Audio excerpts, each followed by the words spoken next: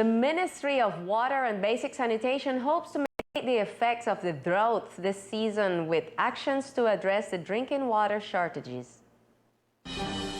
The Vice Minister of Water, Jose Luis Acero, gave a report on the actions that has been developed to mitigate the storage of drinking water in the department, mainly in this time of drought, classifying that in San Andres the problem is mostly structural. San Andres también hay, digamos... In San Andres, let's say that there is a problem and a structural challenge. It is not only a problem of the current drought, but it is also an issue that we have been working on for several years, and it has to be addressed from different fronts, from water production, distribution, through networks, which has been done in recent years. The Vice Minister of Water informed that next week the project to optimize the potable water distribution network on the island of San Andres will be put out for the bidding process. En una semana ya sale a licitación la tercera. In a week, the third stage of this project will be put out of bid. 25 kilometers of additional networks will be optimized, which will allow a 50% reduction in losses. This is useful for families because it improves continuity, pressure, and water quality. After this season of drought that affects the islanders due to the storage of drinking water, the representative of the Chamber, Elizabeth J. Pang, calls on the departmental government. Por eso quiero hacer un llamado también al señor gobernador. I want to make a call to the governor so that we may look at what we can do for the people. We have to make an emergency plan. During this period of drought, we shouldn't wait for the community to react with manifestations in order to obtain solutions. In many sectors of the island, they have not had water for 2 months. I know there is damage in the network in San Andres, but we need to solve this problem.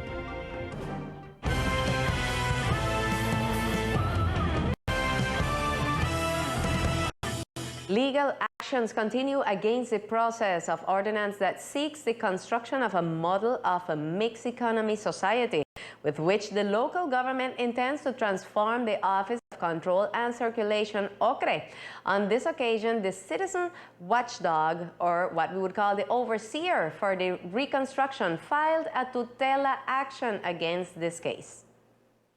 The Citizens Watchdog for the specific plan for reconstruction and attention after the disaster situation in the Department of San Andres, Providence, and Santa Catalina, and others, through its legal representative, former Governor Alvaro Archbold, filed a tutela action against the departmental government to suspend the process for the creation of a mixed economy society in charge of the transformation process of the OCRE. According to the plaintiffs, the right to prior consultation was violated because this process was not socialized with the Raizal community. The purpose of the tutela is very simple. It is to request the constitutional judge, the judge who has knowledge of the tutela, to pronounce on the omission of the governor of San Andres, Old Providence, and Santa Catalina to convene a prior consultation with the Raizal people so that they could be informed and give their opinion, their concept about a draft ordinance, which is number 001 of 2021, by which a mixed economy company is created. We speak of mixed economy because there is a participation of a private party, and on behalf of the department is the local administration. We do not agree with this ordinance. From the beginning, there was a warning to the Assembly. How can they approve something like that? Besides the fact that it does not have prior consultation through the constitutional mechanism of prior consultation, citizen participation, everything that this ordinance entails is out of control, not only because of the information a third party, a private party, will have access to all the migratory information. The tutela orders the governor within 48 hours to suspend the process of the creation of the mixed economy company. Also, in the framework of preventing another action like this, the local government must commit to avoid repeating acts of omission with respect to the prior consultation. For the defense of the Raizal people rights in the Raizal territory, a big mobilization will take place this April 19th. Raizal leaders invite the population to come out and join this peaceful demonstration. For the overpopulation, good management of the Office of Control and Circulation and Residence OCRE, the station will take place on the 19th of this month. The Raizal population demands respect and defense of their rights. This is what Raizal leaders say. The idea of this march is to go out and exact the fulfillment of the law. Exact the fulfillment of the law. And especially the topic of overpopulation and the office of the OCRE, that instead of helping and benefiting the racial people, because it was made for the protection of the cultural identity of the people and the environment happening. So it's exact war right. Not exact war, the fulfillment. We have the 47, we have the 2762, we have the 915, we have the law 70, we have the law 21, and many other decrees the government to protect the ethnic group, but in San Andres it doesn't work. The functionaries them are very, and it's native, majority of them is native, but they consider their people, and when they get the only thing they care about is themselves. Okay? They don't remember their family, not even their family that outside there so far. So I am inviting and expecting to see the whole San Andres racial people, as much the big, small, come out and stand up for our rights. We're inviting all people to get to the road this 19th of April in Monsanto. We are waiting for the authority demanding if we start mobilize our people to execute our rights, demanding our legal guarantees. This mobilization aims to demand compliance with the laws that already exist to the benefit of the racial people, and that today racial leaders say that not have been fulfilled or by the competent authorities. The idea is to call on the national and local government not to lower their guard and to work on behalf of the island population. Today, the prosecutor's office pronounces on the case of a man who was captured last April 6th on one of these roads of the island. This is what the confidential said about the case of this citizen.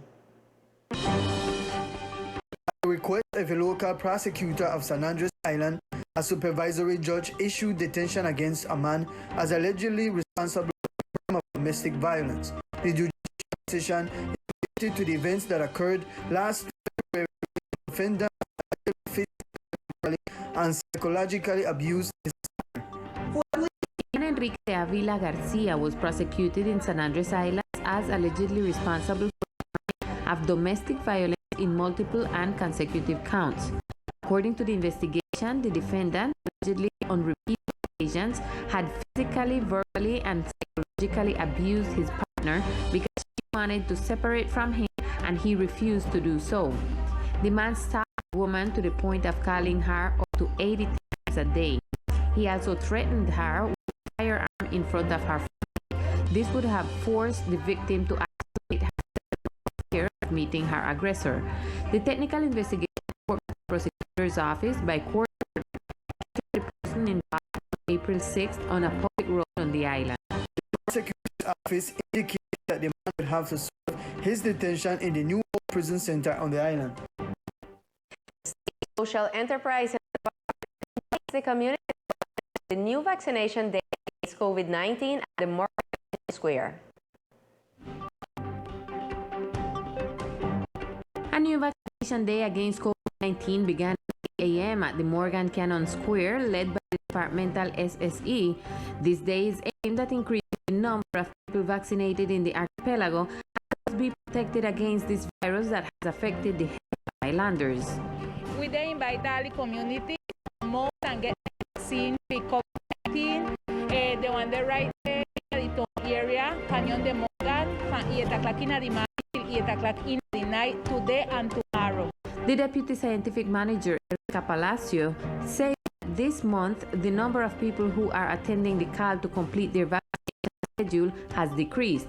So she invites the community to get vaccinated and thus be protected. What was March and April, we had slow movement from the vaccine with COVID-19, probably because people not see much people in the intensive care, but we want a special invitation for you to know that we still have to prevent with this COVID-19, so come and get your vaccine. Right now we have the department all the different vaccines, Moderna, Pfizer, we have Janssen and AstraZeneca and Sinovac, so come out and get it. The community is reminded that there are 4 rotating groups. Also, if you don't interfere, go back and today and tomorrow. Just maybe your area where you live, just back if you're there work or anything, vaccination card with you, so the group can meet you anywhere where The vaccination campaign continues tomorrow at 8 a.m. at Morgan Square and will end at 8 p.m. Ordinary Commission of Electoral Processes unanimously approved the Creole ballot that will be available next May 9th for the presidential elections. The Department of Electoral Process working group that monitors the elections. At the moment, they're in the final stretch of the presidential race. For this reason, the Ordinary Commission was calling which delegates from different entities, such as the Prosecutor Office, Attorney General Office, Comptroller, Police, Registrar, and others were present. Where the focus of attention of this meeting was on the ballot that the inhabitants of Chicago may demand. The president of the Rice Authority was pleased to speak about it. Electoral ballots that we work on along with other people from the government. It is in obedience to a sentence that was that was mandatory for the National Registry Office to translate the electoral ballot for as well as for presidential election. And at this time we work on the one that has to do with first. We did have to do with election for this coming. This is, as I said, is mandatory to national to make sure that for, it's not for the rest of the country and the indigenous groups. Indigenous group of this country, the Rizal, is one of them who exact that we have our ballots, electoral ballots for either cases be translated in Creole. In the search to watch over the Rizal ethnic rights, the translation into Creole of the ballots that the electors will place in the ballot boxes in May 29, the presidential election was approved. The president of the Rizal Authority stated that this ballot will be available to the Rizal population at the time of voting. The good thing about this election is that the people, the voters, when you go to the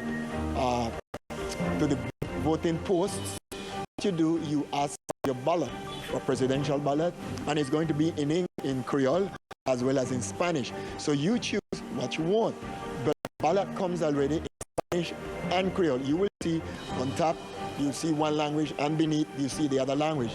And so there's no confusion. The people who speak Creole in Basolector, the basic, who speak Creole in Mesolectic, the higher level, you can see there it is.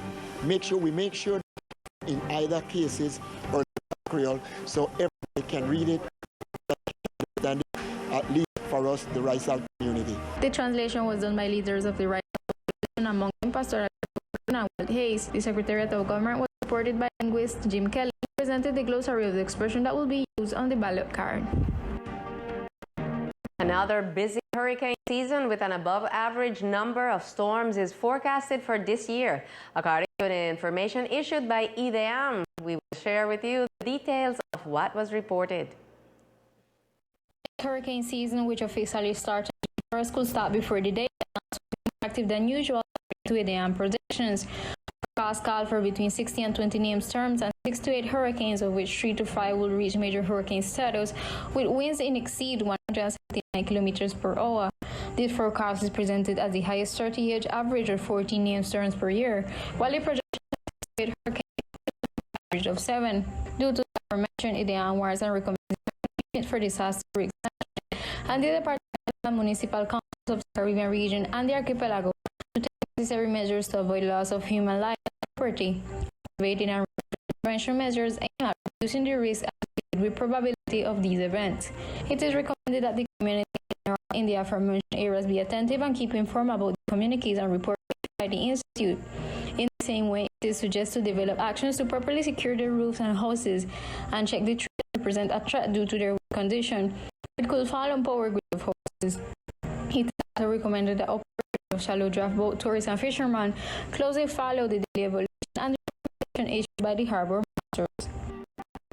And let's head over to Providence to get information from that municipality with Millie Santonit. Good night, Millie.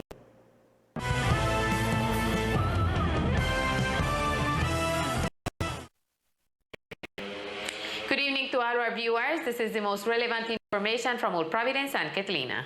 For several hours, workers of the reconstruction belonging to the Providencia Consortium strike since they state that they have not received any payment for several fortnights. Reconstruction workers strike for several hours because they have been paid for over a month, a situation that not only mistreats them but also their families. We came to provide a service to our islanders, brothers and sisters, and the truth is that we are going through a difficult situation. LESPA is the company that contracted, but at the moment, LESPA, the contractor, has not disbursed the money to respond to us. All of us who are here have a family, and our family needs us. The food is pretty lousy, and all of our co-workers know it because we are complaining about the same thing. If they fail the consortium will fail the company that we work for. From then on, there are consequences for our homes. We have wives and children on our salary. Paychecks are connected. We have services that do not wait, market rent. These are the consequences. Here we know how to cushion ourselves with the food we receive, but our children do not have to go through this. Some of these workers have even been threatened to be fired. On the other hand, the management says that they have owed him a lot of money, a situation that obliges him to stop providing services. They are owing me approximately $100 million for the full service provided, and I am the consortium is a contractor. Therefore, we are his contractors. Neither me nor anyone else who is serving him here on the island. At the close of this broadcast, the workers reported that the strike was dead because they were paid the 1 hour salaries they were owed. On the other hand, this week, Minister of Water, José Luis Acero, was in Old Providence where he spoke about the actions that will be taken to mitigate water shortages in the municipality. This weekend, on the Facebook page of the mayor's office, the vice mayor talked about interinstitutional action taken to alleviate the lack of water that has been increased in the municipality. Prioritize water for human consumption and for all the houses, inhabitants of the island. But of course, water is also needed to continue the pace of works to meet the schedule of reconstruction. For this purpose, a better distribution of water on the island will be conducted, prioritizing neuralgic points where the community is required service. The Navy barges have been enabled for water distribution in Santa Catalina. It will be about 300,000 liters of water that will help the situation. By this, we ensure that the for Santa Catalina works and homes that require it in the coming week. We are going to add 30,000 liters of rejection water that will be used for work. Of course, we are improving the distribution networks. Finally, the spoke about a second desalinization. We are going to manage and guarantee that in the next weeks there will be a new desalination plant, and thanks to the management of the Superintendents of Public Services supervising and executing the operation through PYK. That with better distribution, increase of production, and enabling the tanks already built, the water situation in the municipality can be normalized. This is all we have for tonight for this section of Old Providence and Catlina. With more Teleislas News.